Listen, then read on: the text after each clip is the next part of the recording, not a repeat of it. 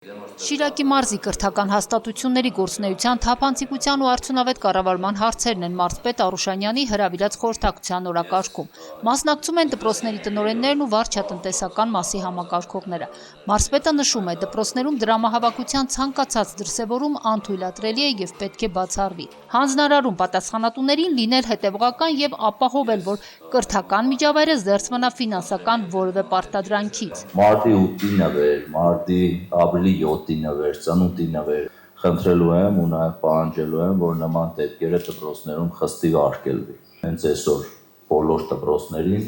բոլոր ծնող կոմիտեներին, բոլոր մանկավարժներին, մանավանդ դասղեկներին խնդրել ու հորդորել, որ շատ խիստ պահանջ կա չկազմակերպել դպրոցներում նման բան։ Դավիթ Հարուշանյանը կարևորում է մարզի դպրոցաշինության ծրագրերը, նշում, կառուցման վերակառուցման աշխատանքները գտնվում են մարզպետարանի եւ իր անձնական հսկողության ներքո։ Իսկ վերահսկողություն նաև ձեր կողմից պահեք, որտեղ մեր համար շատ կարևոր է, որ հենց ծախսած գումարները, որոնք կառավարությունը ծախսում է, լիարժեք ու ամբողջությամբ ծառայեն այն նպատակին, ինչի համար որ մենք անում ենք։ Մենք դպրոցները չենք կառուցում 1-2 տարվա համար, ու որակը մեր համար ամենակարևորներից մեկն է։ Արդեն լրագրողների հետ զրույցում մարզպետն անդրադառնում է դպրոցներում շին աշխատանքների ընթացքին։ Դպրոցներ ունենք, որոնք 26-ի վերջին ավարտվելու, դպրոցներ ունենք, որ 27-ը ավարտվելու, այդ հիմնանորը ամբողջությամբ զրոյից կառուցվող դպրոցներն են, որտեղ ծավալները շատ մեծ են, այս պահին մենք 12 դպրոց ենք կառուցում զրոյից կառուցվող դպրոցները,